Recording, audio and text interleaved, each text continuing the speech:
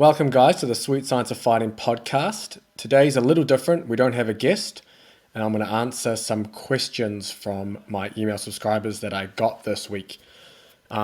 Before we dive in, just a little bit of promotional stuff. A lot of the things that I'm going to talk about within this podcast are explained in depth within my online courses on sweetscienceoffighting.com.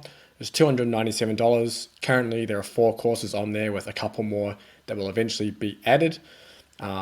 One that breaks down everything to do with conditioning, one that breaks down everything to do with strength training, and then we have one by James Morhen, who's the performance nutritionist for many professional boxers in the UK, including Rocky Fielding, and he runs through everything to do with weight cutting. He even authored the post on the Sweet Science site called How to Weight Cut for a Fight, which details a lot of information there as well. And then my wife's also done a course for you within that deals with the mental side of training and competing, and that's Unleash Your Inner Beast. That comes with a mental skills workbook and kind of walks you through tasks and activities you can do to improve your mental performance, basically. So that bundle's there on the website and covers a lot of things I'm going to talk about here. If I go on a tangent, that's because I don't like to prepare as such when I do these talks. I kind of just like to get the topic and talk. So I might go off on tangents and things like that. But either way, I'm going to do my best to answer these questions. I've got questions from 4 different individuals, and there are a wide range of questions, which is great. But I'm going to do them essentially in the order that they came in. And if I pronounce your name wrong or anything like that, I'm sorry, because some of these names are very hard to pronounce.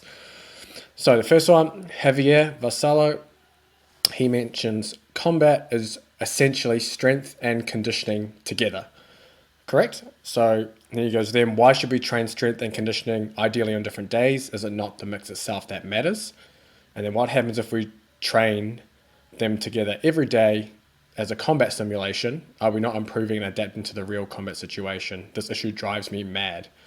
All right, here. So I'll break this down in the 2 parts. Then the first part, why should we train strength conditioning ideally on different days? Is it not the mix itself matters? Okay. So depending on your combat sport, you're going to have different emphasis within your training. So for example, let's just take grappling as an example. If you take a traditional class, you're probably going to do some drilling, you're going to maybe do some positional sparring maybe, and you're probably going to roll at the end. Now the issue is if you're only doing, let's just start with conditioning in class, you're only really touching that one intensity. And yeah, yes, you're drilling and things like that, which is lower intensity, but the problem is you're not doing enough of it to really make progress. The reason you're doing separate conditioning on maybe a different day or at the end of a session is so you can get the necessary volume and intensity and you can control it to get what you want out of it. So if I'm always hitting pads or rolling or anything like that, that's great. I can maybe try to control the intensity. For example, if I'm rolling with someone, we might roll light, or if I'm hitting the pads, I might take longer rests or not hit the pads as hard or something like that, or even just flow sparring. But the problem is, as you probably know from experience, if you say, yep, we're just going to flow roll, after a couple of minutes, it's no longer flow rolling and the intensity now is increased. And that's one of the reasons why when you're doing your conditioning on a different day, or a different session, that you can control that and you can target the adaptations that you want. Now, in terms of training them together as a combat situation, I generally recommend doing that anyway. So for example, you might do jiu-jitsu solo drills as part of your aerobic conditioning, or you might do shadow boxing and various footwork stuff if you're a striker, or if you're MMA, you might do a combination of both. Or wrestling, you might do your shadow wrestling. So if I'm going to prescribe someone conditioning, that's generally where I'm going to look first, because conditioning is not just about energy systems, right? We can develop energy systems through whatever means that is, but that training needs to transfer to whatever it is that we're doing with our sport, which would be striking, grappling, whatever that is. That's why when you have maybe a non-combat athlete that is very fit, for example, maybe a marathon runner or a long-distance swimmer, whatever it is, and they put some boxing gloves on, they can't last a minute on the pads. It's not because they're unfit, it's because they're not conditioned and prepared for that activity. And often that comes down to things like movement efficiency, biomechanics, being very efficient at throwing punches, takedowns, whatever it is, and getting used to that. So that's why I often recommend doing skills as your conditioning. Also, it gives you another chance to practice your skills. For example, if you're doing shadow boxing, that's extra reps of punches and things like that that you're doing. Same thing with shadow wrestling, extra reps on the takedown. Let me close that. That didn't help at all. That's extra reps that you're doing essentially.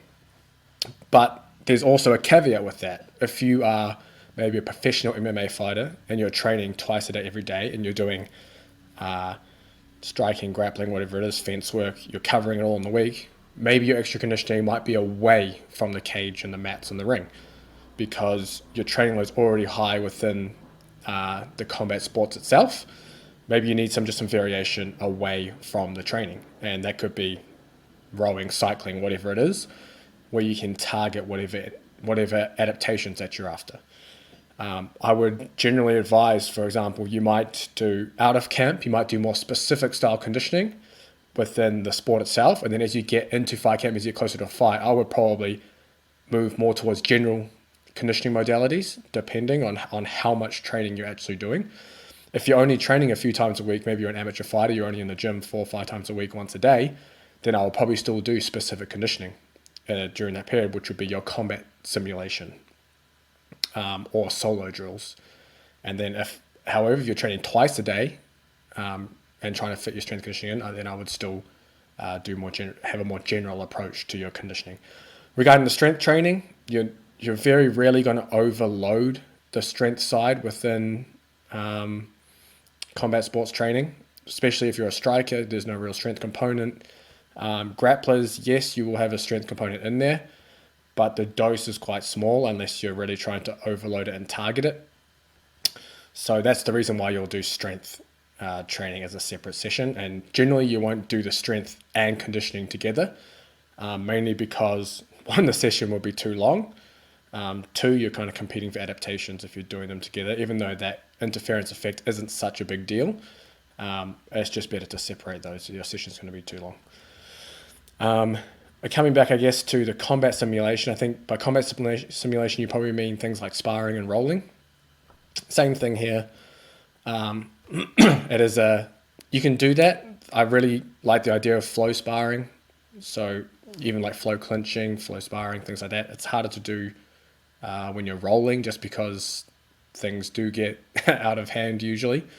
But you can do things like 1-for-1 drills, or even like sequencing submissions together and things like that, and just flowing that way. There can be other ways you can do it. It's just sometimes it can just be easier to control the intensity of the lower end if you're doing that. Now, if you're doing higher end conditioning, for example, you might be doing hard lactic power rounds, or you're just doing high intensity aerobic work, then for sure you can definitely do more combat simulation. For example, maybe positional sparring is great if you're doing some higher end aerobic work. For example, if you have to escape the back over and over again, that's one way you can do that, or escaping mount or anything like that.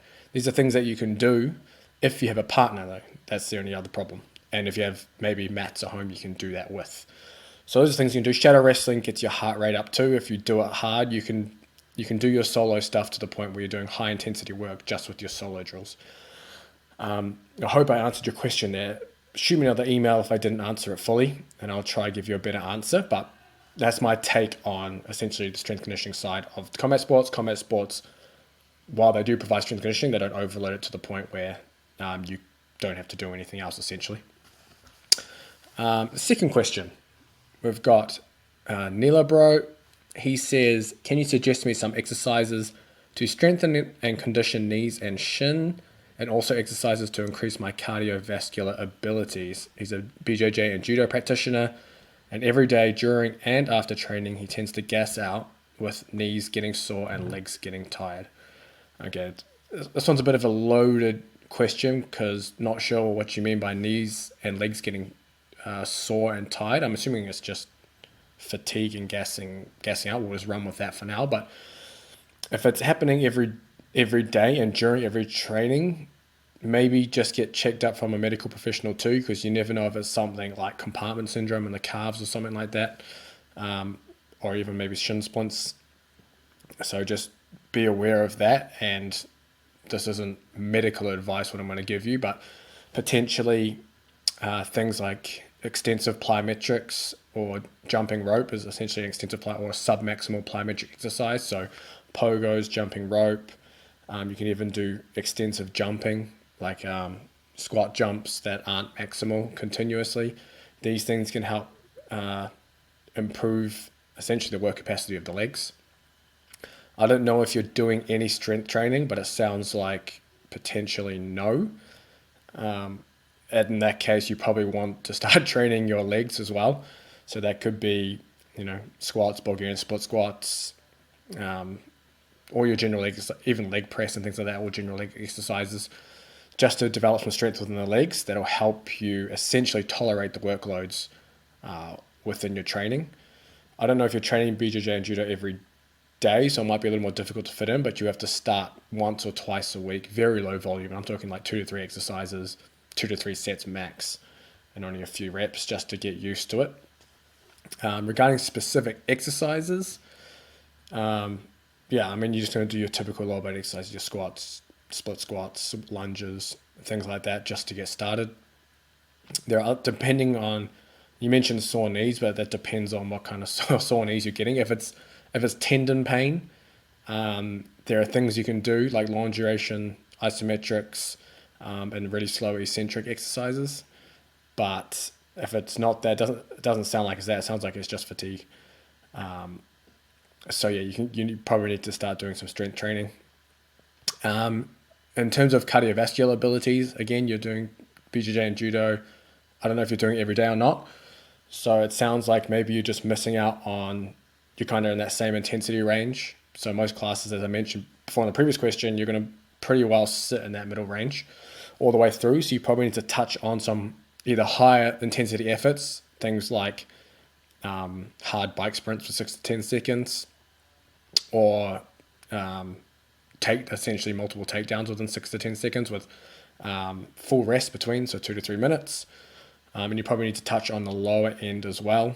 So your real aerobic base work, going out for a 30 to 60 minute run, or well, probably not for you running because you have that issue with your legs at the moment, but even if it's 30 to 60 minutes on the bike, on the roll, whatever it is, just to get a little bit away from what you're doing there and getting some really general conditioning and strength training in there, and that should start to make a difference. Following question, or the next question here, Ratik, how can you get stronger while cutting weight? So this is, I guess it's a bit of a twofold question as well. So when we're talking about cutting weight, there's essentially, dieting down slowly to bring your body weight down, or we're looking at acute weight loss near the end of essentially the final week before the fight, before weigh-in. So the acute weight loss phase, that's so short and so close to the fight, I'm not going to worry about that. That should be the least of your worries there. And that's such a short period of time that it's not really going to matter. So I'm assuming then we're going to talk about essentially dieting down. So for example, maybe you're trying to lose 10 pounds, very far out from a fight, and you're doing that gradually. So there are some things you can do here. One neat little trick is actually, for example, if you do a typical training program before you start cutting weight, and then you start your weight cut, and the first 1 to 2, 3 weeks are okay because you're only reducing your calories slightly. As it starts to get harder, what you can do is you can actually change exercises, and that novel stimulus of a new exercise, you then quickly become stronger at that exercise. And that's an easy way of almost like, tricking your body and getting stronger. For example, if you always do bench press, and then maybe 3 weeks in you do incline bench press because you haven't done that in a long time, you will get stronger in the exercise over the next few weeks. So that's one way you can do it. Another important thing to do when you're losing weight is to maintain your strength training intensity. Obviously, strength training intensity is the most important part when you're trying to get stronger. So you don't want to be doing loads of volume anyway, because if you're cutting weight, you're likely coming up to a fight, so your volume's going to drop a lot. So a typical session might look like some kind of lower body weight power exercise, like box jump. You might have a loaded power exercise. It might be like an Olympic lift or a loaded jump. Then you might have a lower body strength exercise, for example. Let's just say trap bar deadlift, and then maybe an upper body superset. And within that, you'll only do 2 to 3 sets, and you might only do anywhere between 3 to 5 reps, pretty much of all of that. But you want to stay well away from failure as well. So within these compound exercises, you might have 3 left in the tank kind of thing. Remember, when you're trying to maximize force production to get stronger, there are 2 ways of doing this. There's increasing load on the bar or mass that you're lifting, or increasing the speed that you lift it through acceleration. That's why programs like 531 work so well. Even though you're programming off a training, or even lighter than a training max, the goal is to move the weight as fast as possible. And moving the weight as fast as possible is another way to maximize force development or force production, and that way you can get stronger. So that's something you can do while reducing your calories. And it's just making sure that your volume is reduced because you're going to have less energy, and you want most of that energy to go towards your combat sports training. So those are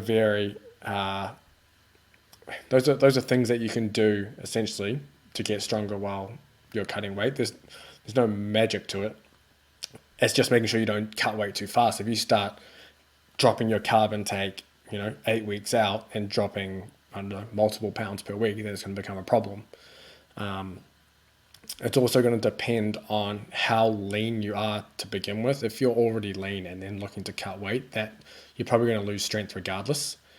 If you're a little bigger, holding a little more body fat, then you're going to be good to go. So that's another thing to consider as well, how lean you are in the beginning before you start your weight cut. If you're already lean and you're trying to go down a weight class, your strength will go. That's just part of it. And it's something you're going to have to deal with within that. So ideally, you're cutting weight from a position where you have a little more body fat to lose, and that's going to help you maintain or gain strength as you go through. I've got another question here from Victor Hugo. Applications of the high-low method in fight sports programming, do you see it's useful? For me, it's difficult sometimes to make some days in the high or low category. The medium in fight sports, do you think it exists? Okay. So I actually wrote about the high-low method in my MMA, or how to schedule your MMA training article. I do think it's useful. I think it's a good way to try and model your training week. However, it is not always possible because, one, you might not have control over whatever it is happening that day in your class. Obviously, unless you're a professional and can set your own schedule, it becomes difficult to work around what everyone else has to do within these classes. But I still think it's useful to try adhere to some of the principles. So if you're not familiar with the high-low method is essentially placing all of your high stress or activity on one day and all of your low stress activity on an alternate day. So essentially you're alternating a low day with a high day. And the whole idea around this is that you avoid this middle ground of intensity, which is generally too low of an intensity to see adaptations in the high, power outputs, but too high of an intensity to easily recover from.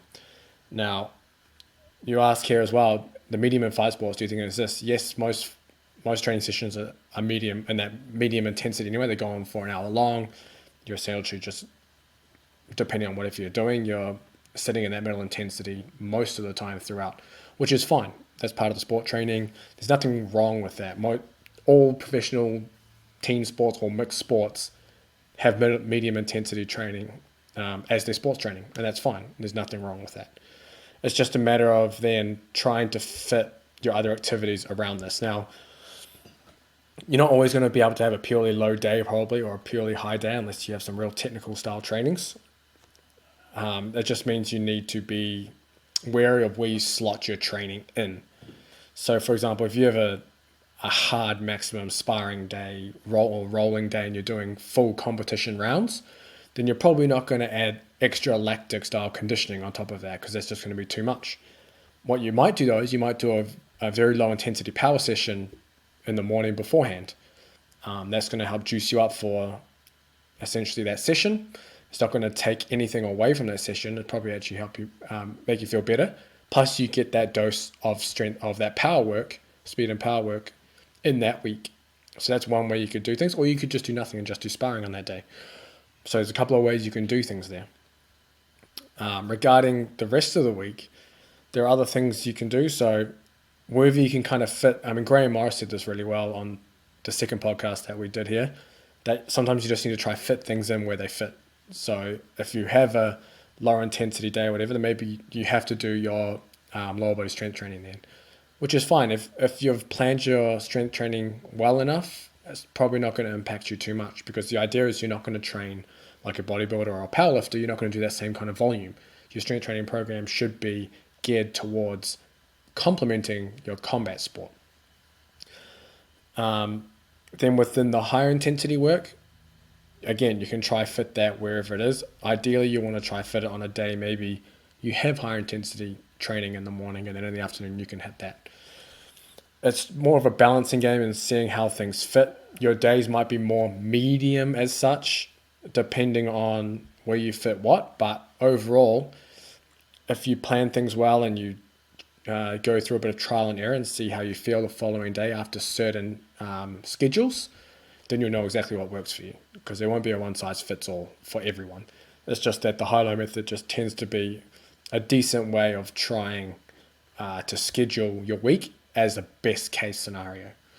So yes, it definitely is useful. Then I'll touch on some of that strength training stuff too regarding the bodybuilding. That's one of the common mistakes that I see, I mean, within all sports, and most athletes that don't have, I guess you could say, proper strength and conditioning coaches and programs around them, and just doing things themselves, or have just gone down the personal trainer route, is people will run a bodybuilding or most sports training, unfortunately, is essentially passed down from bodybuilding, powerlifting, and other strength sports. It's kind of like the foundation. That's why you have so many college football players and things maxing out. I see max out videos of everyone hyped up doing their squats and cleans, which is honestly fucking retarded, and some of the dumbest shit that you'll see in sport.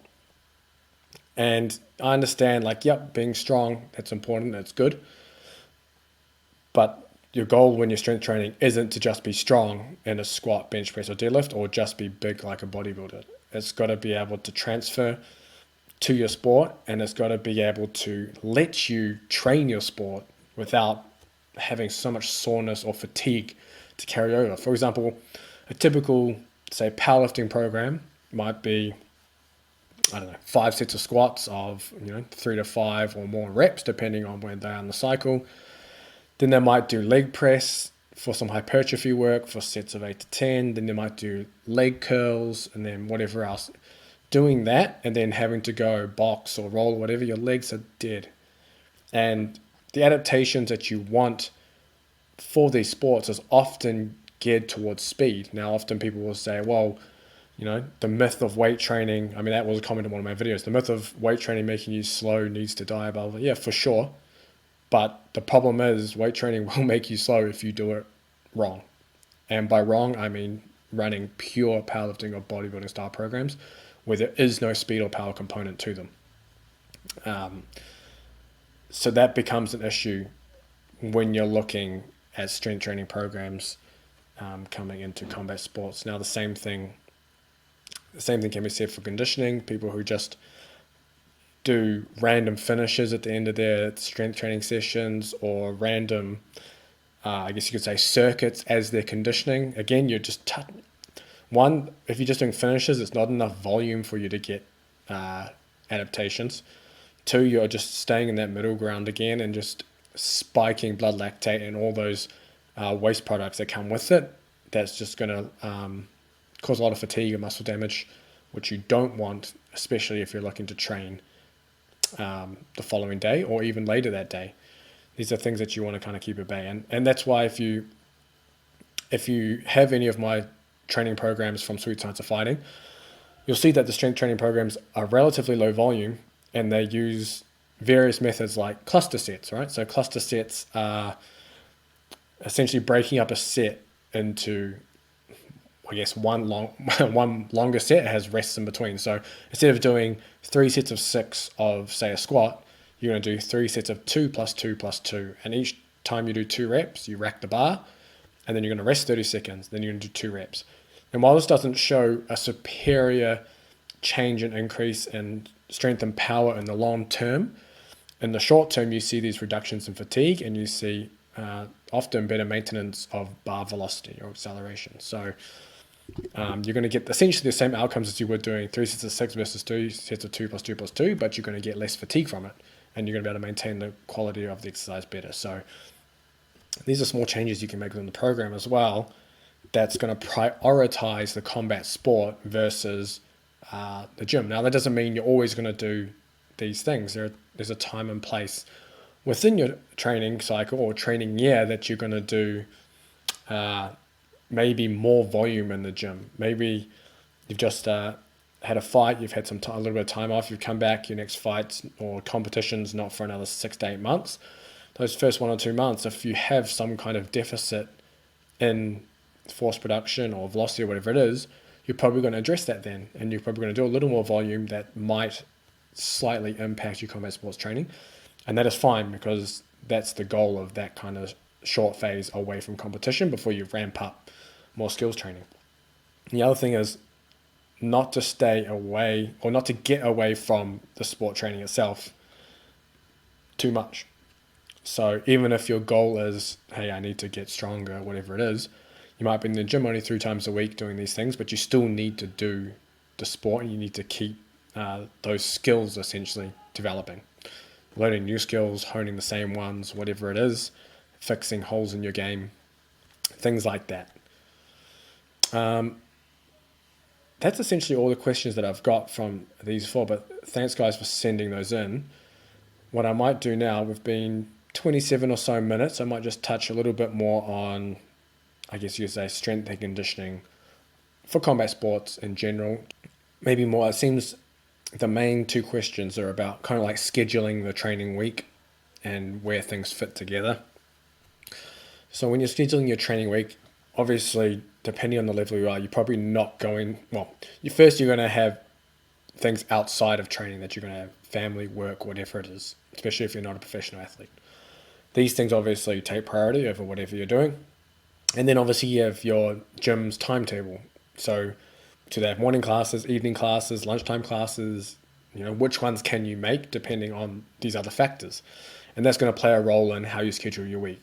So the first thing you need to do is schedule out which classes you're going, or whatever it is you're going to make in the week around your other commitments, and then see where the other gaps are within the week where you could fit in extra strength and conditioning.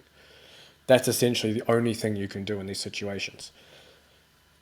If you are very short on time and you only have time for the classes themselves, that's fine. That's what you have to deal with. There may be ways you can microdose certain things, I guess certain qualities within that. For example, if you have a medicine ball at home or something like that, you can do some throws and jumps as power work before going to class, for example, in the morning or in the evening.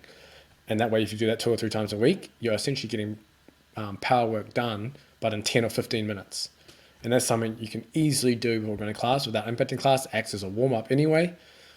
And that's essentially a win-win. To do with conditioning, perhaps at the end of class, you might do an extra 10 or 20 minutes of shadow boxing or shadow wrestling or just drilling with the partner. Things like that at the end, they can give you that, essentially that extra volume of conditioning training. So those are strategies you can use if you don't have the time to fit those in. If you do have the time, again, you're just going to have to slot in essentially where you think is best in your training week. For example, if you're training at the jiu-jitsu or boxing, whatever it is, on Monday, and then say Tuesday might be off from there, so that might be where you do your strength training and maybe a little bit of conditioning if you need it. And then Wednesday you might be back at combat sports and whatever it is, and kind of just feel it that way. Another way to think about it is, depending on the phase you're in, if you're competing, whether it's locally or nationally, when you don't have a competition or fight coming up, that might be where you do a little more physical preparation outside of your combat sport. So it might be like maybe you're training 3 or 4 times a week as your combat sport, and then when you are doing when you're further away from competition or fight, you're doing maybe 3 extra strength conditioning sessions.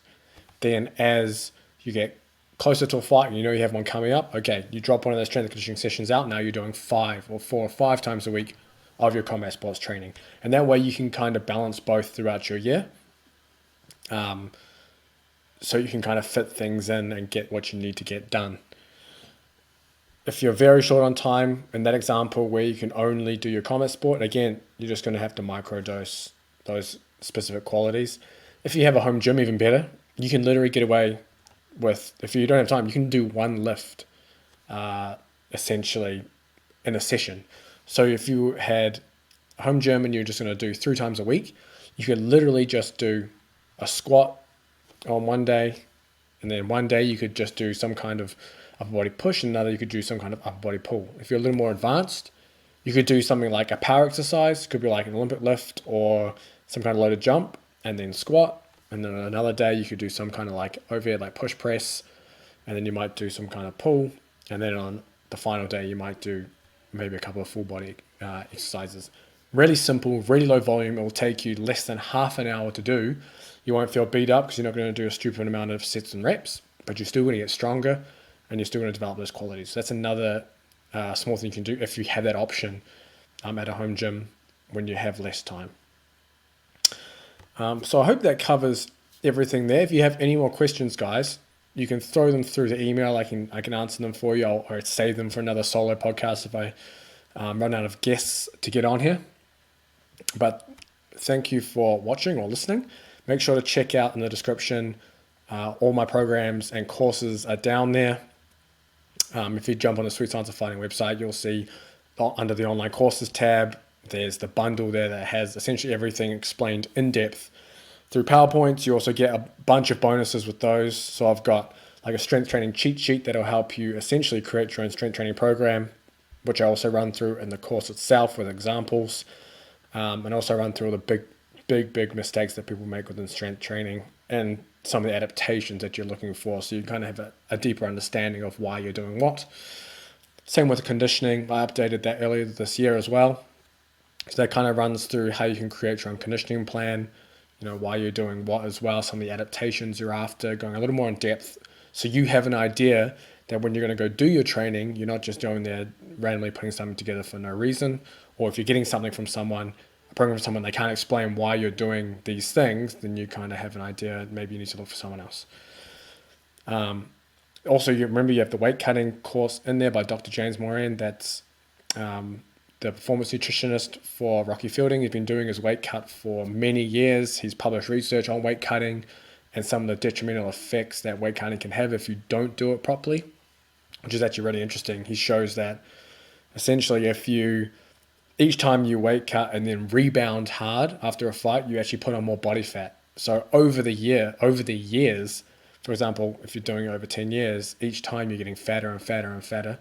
So you have more fat mass and less lean muscle mass essentially. And then that just becomes an issue, makes each weight cut harder with that. So that's actually really interesting. And he's got ways that essentially you can do it properly so you don't run into these problems. Obviously, there's always things in the MMA news with fighters cutting weight too hard, collapsing on scales, some people dying. Obviously, if you're going to Rambo it and do it yourself, that becomes issues. So that's a very good one. And obviously, the Unleash Your Inner Beast course that has the mental skills workbook.